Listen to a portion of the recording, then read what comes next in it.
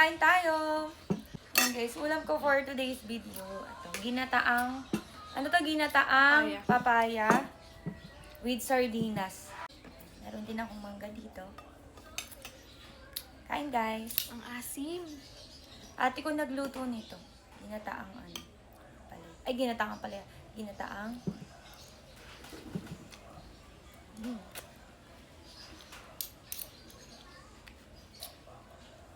Masarap.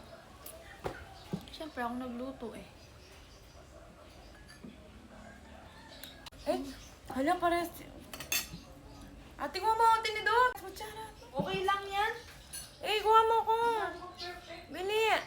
Tapos kutsara pa yung nakuha.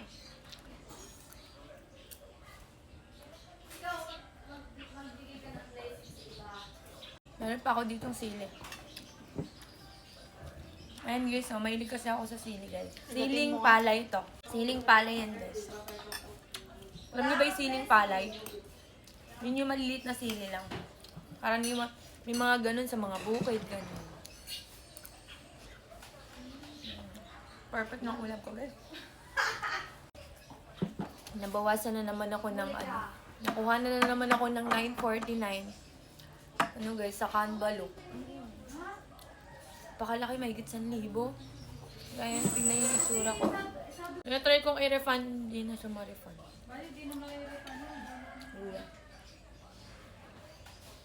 Pangalawang beses na to guys. Try ko lang. Try ko lang sa inyo. Hilaw pa siya, pero itong siling palay na to guys, maanghang yan. Sobra. Kahit ang liit-liit niya. Yan. Maanghang yun mga mi. Mahilig kasi ako sa sili kapag kumakain ako. Para bang hindi ako makakain ng walang sili. Naparabang talaga guys. Ewan ko ba? Mana ko sa ano ko eh. Sa tatay ko. Kasi ano kami. Lahi kami. May lahi din akong ano guys. Bicolano. Ang tatay ko kasi Bicolano siya. Bicolano si Papa.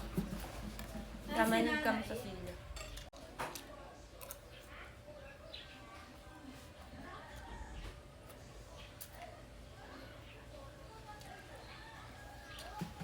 Ang laki ng luya. Ayoko niyan. Mahilig ako sa gulay.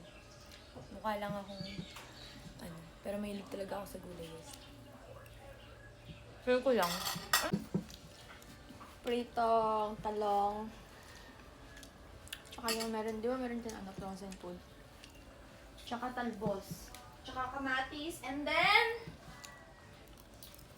buro.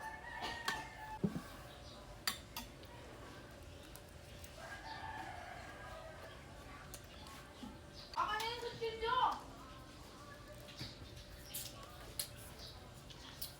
Hindi maanghang. Disappointed.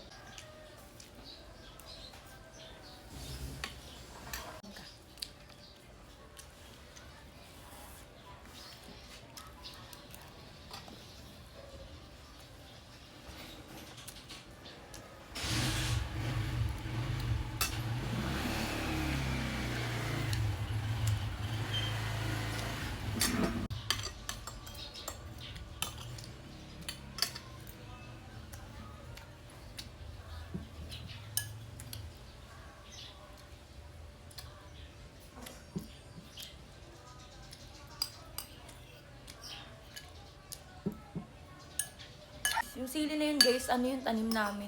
Tanim ng lola ko yun. Siling palay tawag din guys. Siling palay. Maliliit kasi siya. Ewan ko ba? Ba't sasabi ng papa ko siling palay daw tawag yun?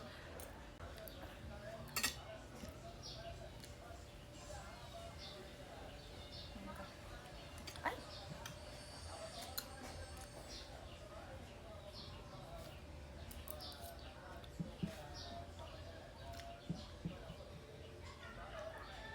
Lamig. Ang tamis.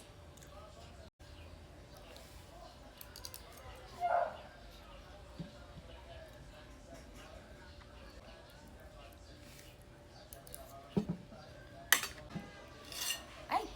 Bye guys!